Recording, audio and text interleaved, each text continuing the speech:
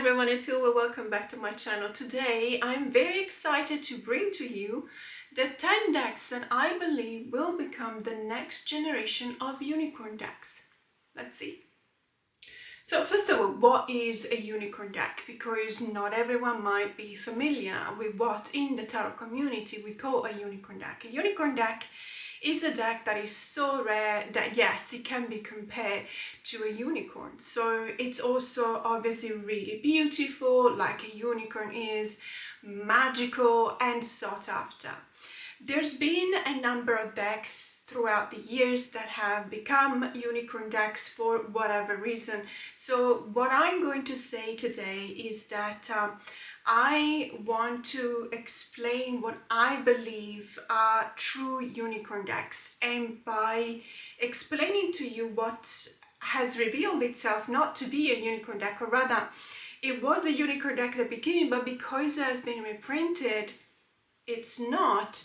Let me just give an example because it's so much easier to just show you something rather than explain it. So this is the Spanish version of the Fairy Tale Tarot by Lisa Hunt, and by now I'm having my members vote for the next deck study, and it looks as if this is going to be our next study, not the Spanish version of course, but the English one. So this is a deck that I bought in the Spanish version a few years ago, because back then it was a deck that was indeed in English, but the English version published by US Games, as it is the new one, had gone out of print, and it also looked like it was never going to be reprinted. There are a few decks by Lisa Hunt also published by US Games, so I'm thinking about the Animals Divine, for example, and the Shapeshifter Tarot, even though I'm not entirely sure about the Shapeshifter. I know that she's created that deck, but I'm not entirely sure whether that became a deck that would sell for like $500. This one was. The Fairy Tale Tarot, the English version by Lisa Hunt, when it was still out of print, it used to sell for an incredible amount of money. And as I always say at this point, whenever I'm talking about a unicorn deck or a deck that sells for a lot of money, anything that is sold is as valuable as someone is willing to pay for it. So obviously, I am also guilty of having spent hundreds of dollars on a deck. I really wanted that deck. I did not care that it was probably a bit overpriced. I couldn't care less that there were talks already back then that it was going to be reprinted or it was going to be picked up mass market. And yes, of course, I'm talking about the Bone, Stone and Earth Flesh Tarot by Avalon Cameron that has been illustrated by Anatorian. I did not care. I wanted that deck, and so I paid what I paid for it. So I'm not saying that this deck is here in this video today as an example of what a unicorn deck is not, because it's not worth the money that you may have paid for it. If you paid a lot of money for this deck, the English edition, when it was out of print, you had a reason, and I'm pretty sure that it made you really happy to finally find it, and so that is worth it. Okay, it's completely worth it. However, this to me, because it's been reprinted, it's not going to be the benchmark against which I'm going to show you all of the other decks. I believe that it is most likely that an indie deck is going to become the next generation of unicorn decks rather than a mass market deck. And that is also one of the reasons why I'm not going to show you today, for example, the Anna Kay Tarot or the Vampires Tarot by Ian Daniels, because I don't know, and honestly right now the talk of the in the tarot community is that neither one of those two is ever going to be reprinted, but we don't know that.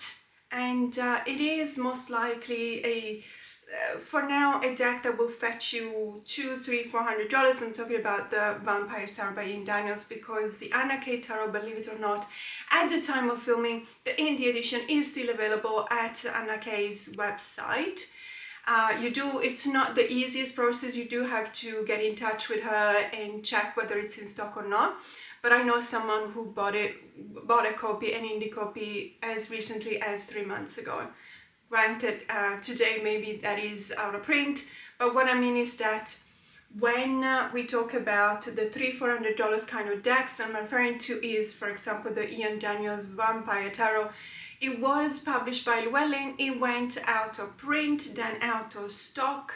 These are two different things. It was still available at some bookstores spread around the world, but now it's officially very, very difficult to find a copy. And that is not what I mean. So in order for me to explain to you, I need to refer to 3 decks that I don't have. And these are called the triads or the Sancta Santorums of unicorn decks.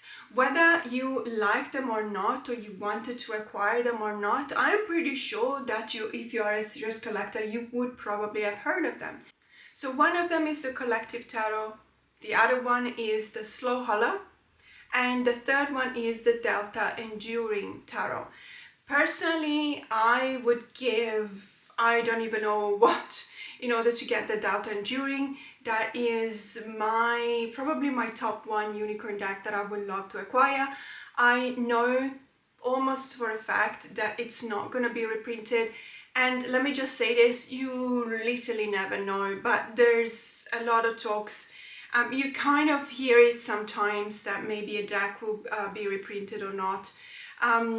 There's been so much demand for the Delta Enduring that honestly I think that the creator just did not want to and is never going to change their mind about reprinting it, which makes me really, really sad.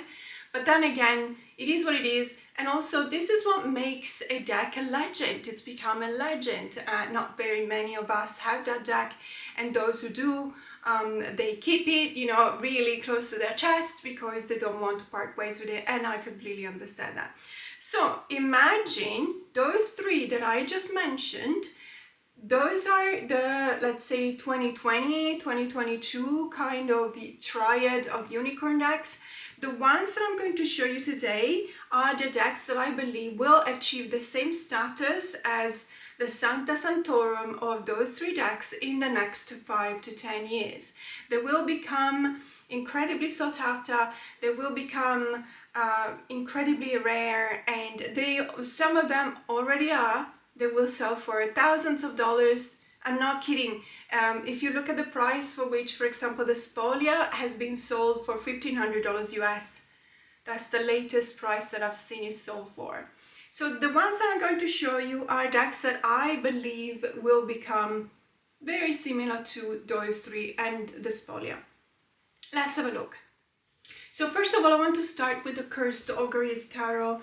I need to give out a few trigger warning for this deck because there's a few images that may be quite triggering.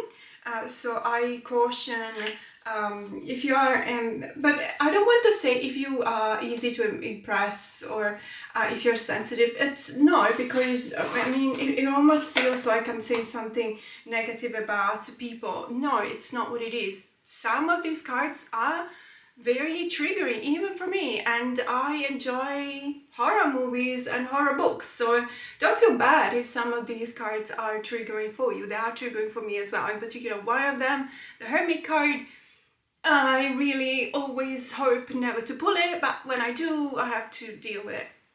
In any case, as I said, if you know of this deck and you know that it might be triggering, please skip ahead. So this one is a deck that is realized and produced by Ana Sora, I believe she's called. And let me just see, Ana Sora. So she is Spanish, from Spain, but I believe that she used to sell it on Etsy.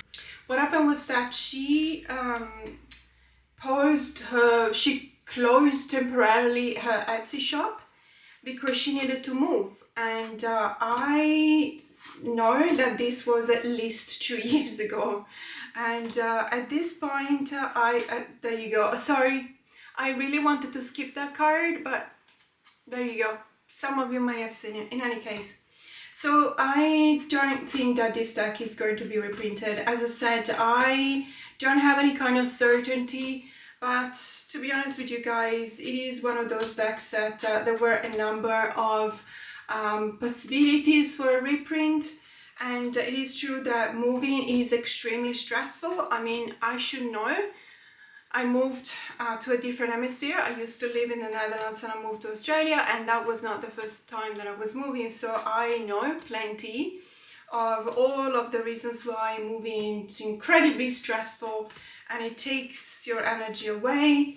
But at the same time, I'm also thinking that if Anna hasn't considered reprinting and reopening her shop, it is very difficult that she might do it in the future. Never know. So keep your eyes peeled on Etsy, of course.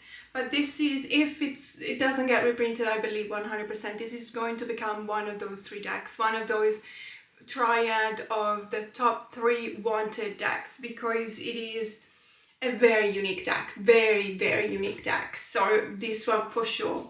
And then moving on, and I think that I'm setting the pace with this one because I'm explaining the reason why I believe that these will be those kind of decks. The next one, almost entirely sure.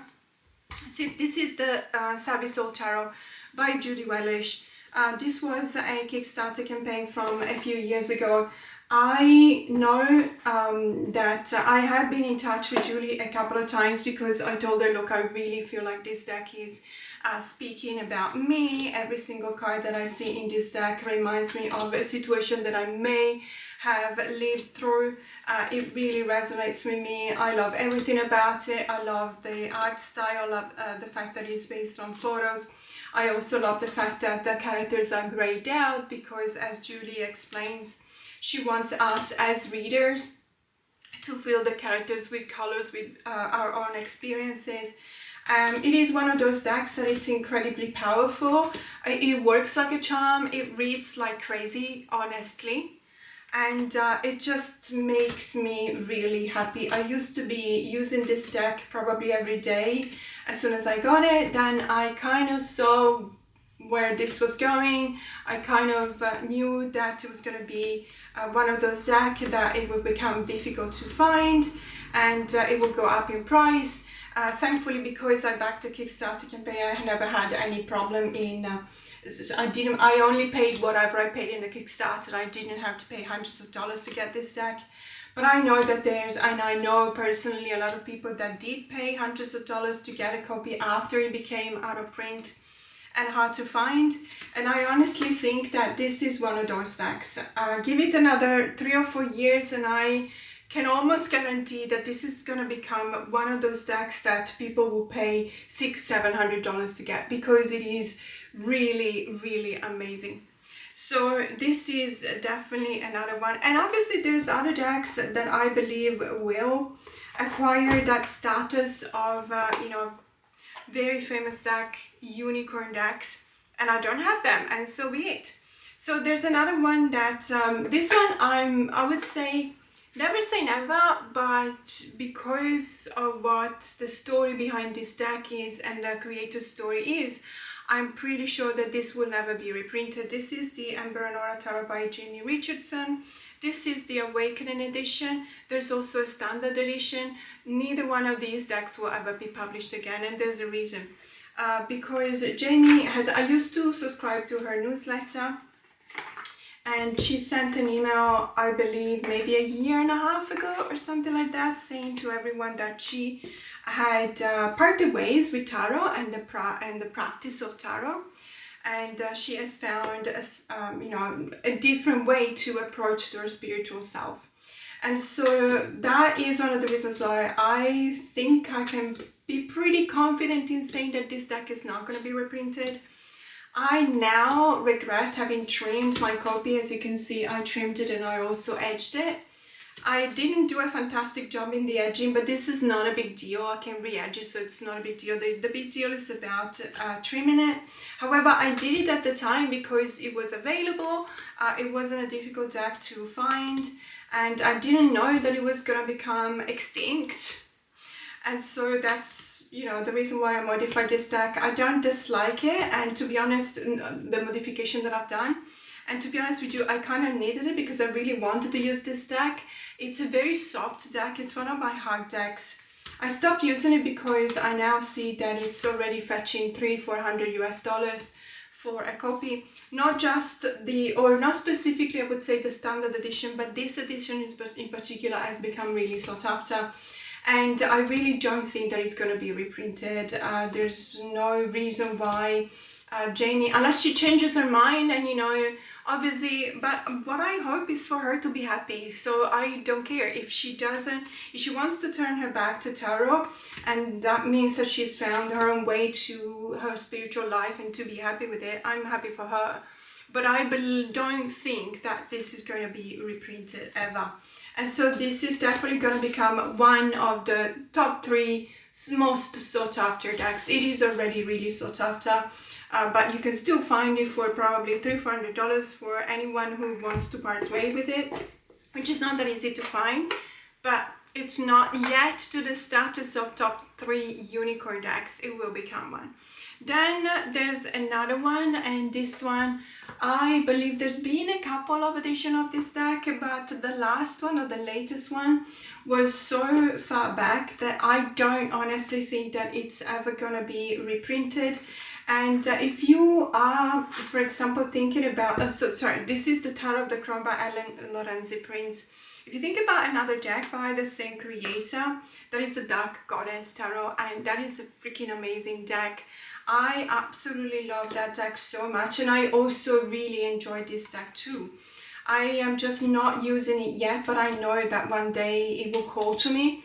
And I also know that because there's been a few editions and the latest one was a few years ago, it is not very likely to be picked up again. The Dark Goddess Tarot, the indie edition, fetches a lot of money when you want to buy it. There is obviously published by Schiffer a new mass market edition of this deck. But personally, I do not like that version. I do have it because obviously I like the deck and I love the book so much, and the indie edition did not have the book. But I personally think that they haven't done a fantastic job in that mass market edition. And so, let's say that my opinion is shared by a lot of people in the tarot community, tarot collectors that have reached out to buy the indie edition, and they have, you know, they have been stung by the price because obviously that was a fantastic deck. And this one is just as fantastic. I really love it. I know that it is very unlikely to be reprinted. It is a very beautiful deck that occupies a very specific place in everyone's practice. So being it the Tarot of the Crone, obviously it appeals to the Crone in ourselves.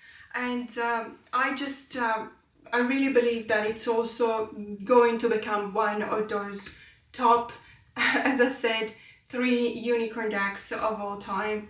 Obviously top 3, I keep on saying top 3, now realizing that I'm actually going to show 10 decks, so it's impossible because it's either top 3 or top 10. But my idea is that either 3 out of these 10 will become the top 3, or you know, maybe all of them will become very, very difficult and very sought after. We will see. We will see. Time will tell, but I don't think I'm wrong. There's another one that is becoming very, very sought after. I have seen people starting asking also the creator to reprint it, and she doesn't want to. She's been saying that a few times. I personally know the creator. She is absolutely lovely. I'm talking about the Habetrot, not personally as in person, sorry. I know that nowadays, because of online meeting people, I feel like saying personally, but the reason why I said that is because I've actually been following her Instagram account throughout all the process of creation of this deck and her other deck, the Tamara Tarot. This is the Habetrot Traum Tarot. And so I feel like I can't say that I know her. I don't, even though we did exchange personal messages every now and then. In any case, I've seen people begging her to reprint this one, and she's not willing to. As a matter of fact, what happened lately is that she was saying on an Instagram account that she's actually going to focus on something else. So she's still an artist. Obviously, she's still producing art, but she is not, for now, she's not focusing on creating any kind of decks, whether it's an oracle deck or a tarot deck, which is really a pity because I, for one, really enjoy her art style. I have both these decks. I backed both the campaigns. This one is the Habetrot Traum, but the Tamara Tarot is just as beautiful to me. I actually do prefer this one, but it's a matter of colors. It's just these are the colors that I prefer, and it's very personal, of course. I have seen, as I said, people ISO, so in search of, searching for this deck for a while. I've seen people parting ways with this deck and asking for a really high price for it. I would say there's a lot to talk about this deck. Yes, there is the use of AI, but as the creator was explaining, AI was used in a very parsimonious way, and after the original production of a deck, of a card, sorry, she actually applied her own art style, and she worked on each and every one of these images for at least 100 clicks. And I remember her saying that because that was a figure that really stayed with me. 100 clicks, can you imagine?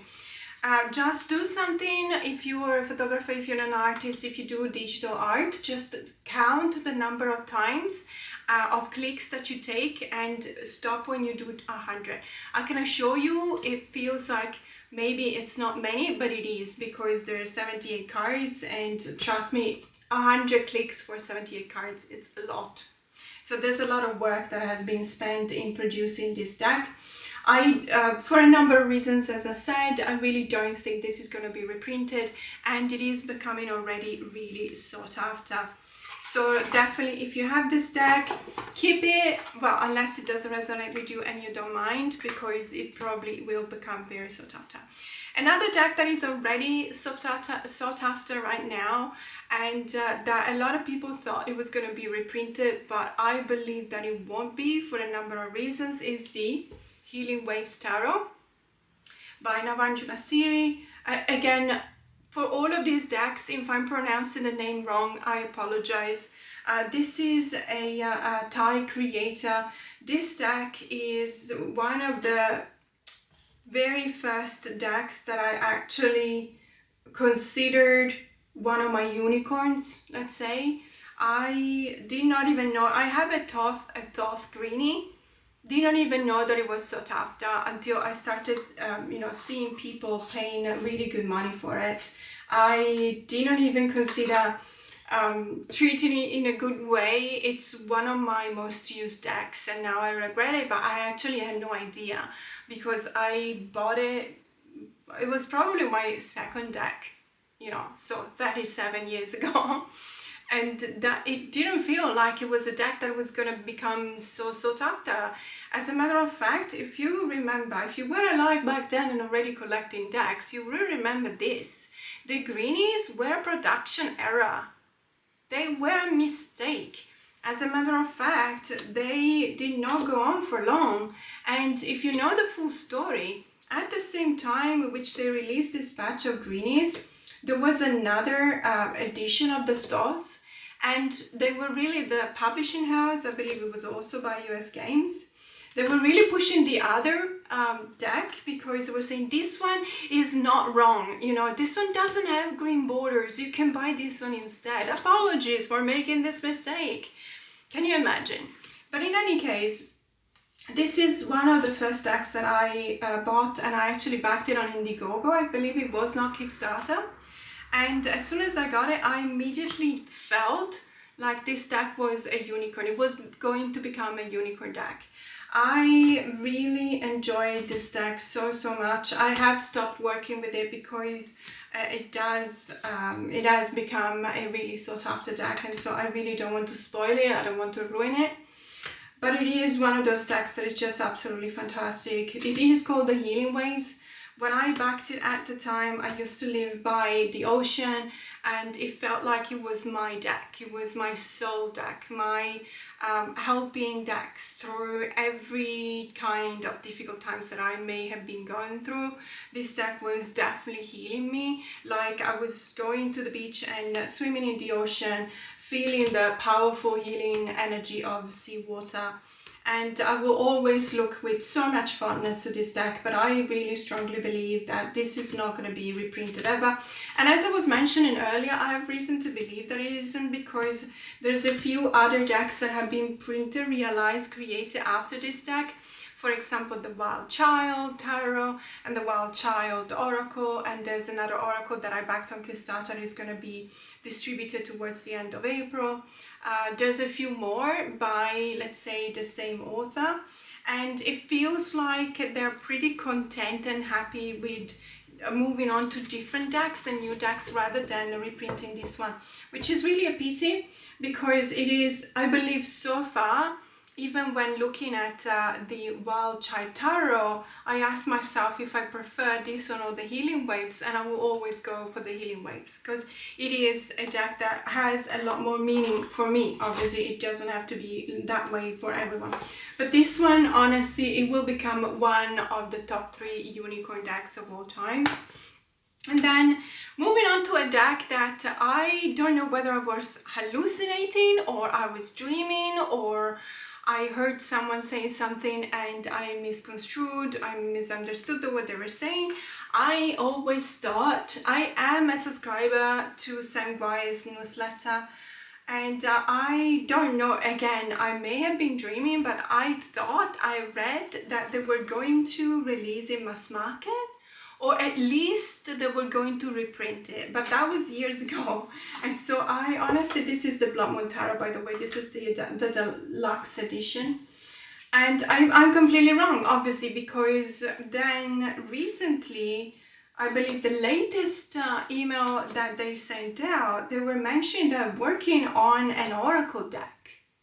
And so I don't know whether I made a mistake myself in reading it wrong. Maybe they were already talking about the oracle deck and I misunderstood and I thought they were going to talk about a new reprint of the Blood Moon. I have no idea.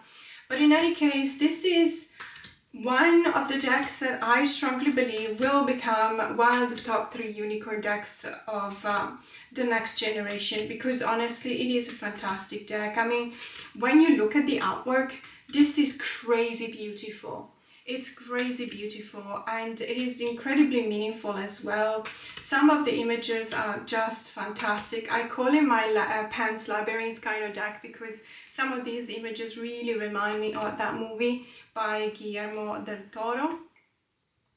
I just really enjoy also the fact that, for example, that there's different colors for the different suits, so that make it very easy to work with. It does remind me a lot of a number of horror genre books that have been released in a few years whenever there were fungi taking over human species. For example, if you look at this card, there was one book by T. Kingfisher that was talking about that. So there's a number of reasons why I really resonate with this deck. And look at the 9 of Dreams. So Dreams is actually the suit of air, or as we know it, the suit of swords. And obviously this is the renaming of that. I love the way in which we look at dreams through this deck as if we were referring to thoughts. And dreams are thoughts if you think about it, because they happen in our mind. So obviously it is something that relates a lot to the suit of air, and I think it's brilliant. I've seen a lot of renaming of the suit, of any suit, let's be honest, but the renamings on this deck are just fantastic. I absolutely love it.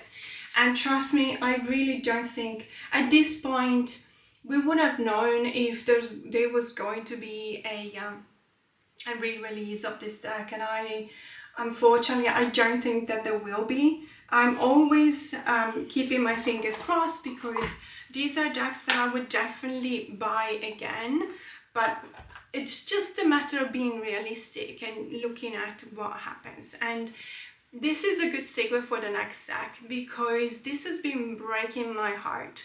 This is the Yokai Yochi Tarot. This is one of my favorite decks of all times, and this is a deck that is one of my favorites because it is based on Japanese folklore, yokai, supernatural beings in the Japanese folklore. This is an entirely unique deck that is absolutely fantastic, and I really love it. And there has been a reprint of this deck already a year and a half or 2 years ago. If you missed out, so okay, let me just start again.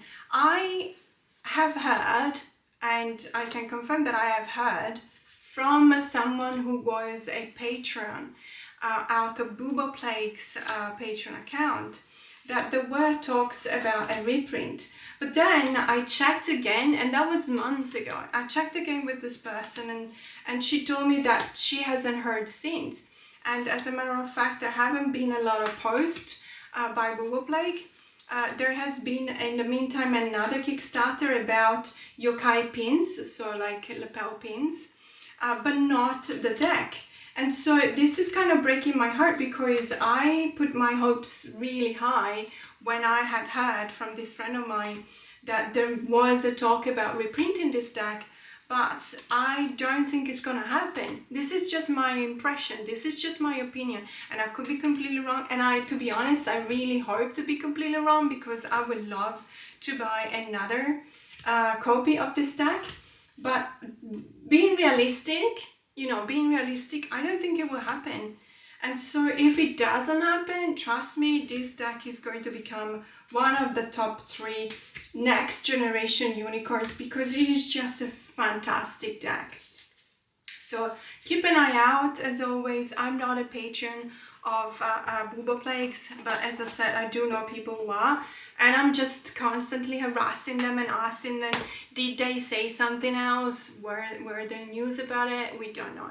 So there's another couple of decks, and these ones I am not entirely sure, and let me explain why I'm saying this. So this one is the Desert Illuminations Tarot by Lindsay D. Williams, and this is the first edition. We all know that there had been, in the meantime, a second indie edition, and there's also been, quite recently, about 6 months ago, a Desert Illuminations Tarot that has been published as a mass market deck. However, that mass market deck, which is, by the way, very affordable, and I'm very thankful for that, but it is based on the second edition. If you know your editions, you will recognize that this first edition is rather different from the second edition and consequently from the mass market edition as well. First and foremost, we have white borders in this edition.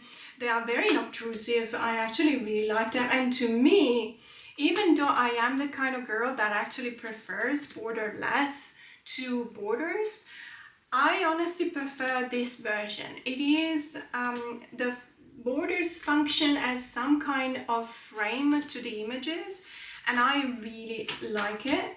Having said that, it feels to me that there's also a quality to the first edition that the second edition, and as a consequence the mass market edition, doesn't have. And I could be wrong, and I could be referring to something very personal. So you may be in love with the second edition, and there's absolutely nothing wrong with that, and we're all happy. But at the end of the day, to me, this is a deck that is giving me so much. I absolutely love New Mexico. I have been there, I've done a road trip, I've been to several places. I feel the vibes of New Mexico coming out of these cards. New Mexico and also other states in the southern part of the US, where I really found myself. I don't know whether it's because I love the places that I visited, or I love the people that I met, or I love the vibes, the energy of some places. Sedona is just magnificent. White sand in New Mexico is magnificent. My husband is really into aliens and UFOs, and so we went to Roswell during the Alien Festival in July. I believe it's on the first weekend of July, so we've been there. during the festival, and we had so much fun, but it was also incredibly interesting. And so seeing the aliens here, this speaks to me so much of my own adventure in New Mexico that I really love it. And so I don't know, this is, and obviously you will say, yeah, but also the second edition speaks to us like that. Absolutely agree 100%, but there's a couple of differences that let's say they don't vibrate so much for me in the second edition. And namely, for example, I remember that the court cards are all let's say close-ups. Let me just find one to explain. So this one is the King of Daggers, for example. I believe that the second edition is kind of zoomed in the card, and I strongly prefer to have this kind of buffer zone between myself and the archetype that is expressed by the King of Daggers, and so I actually appreciate the white borders in this case.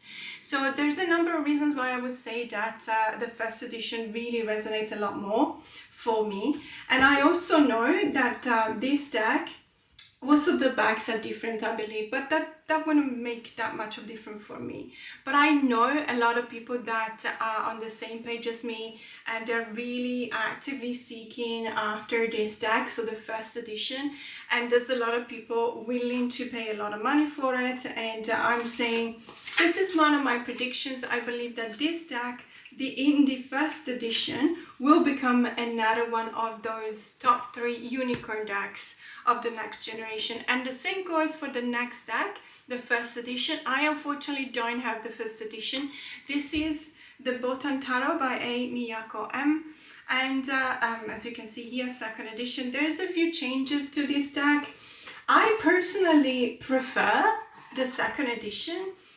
There's a number of reasons why I would do that, and one of them is definitely the saturation of the colors. So it has been changed throughout the 2 editions. The colors are slightly more saturated, they are more brilliant because of that. And look at the star card, isn't it just absolutely amazing? I really love it so much. Because of this, there's also something else that needs to be said about the perspective on the card. The first edition is more zoomed in, if that makes sense. So you will see more of close-ups, whereas in this case, in the second edition, it's almost as if the creator took a step back and reproduced on paper what they were seeing, or what their mind was seeing. And I know that should never be, something that would make it or break it for a collector. I, however, find that this edition is more appealing to me. And it's personal, obviously. I absolutely love this Empress card. It speaks so loudly to me. The colors are just really amazing. I love the fact that there is this gradient on the purple of the kimono. I love the concept behind this deck as well.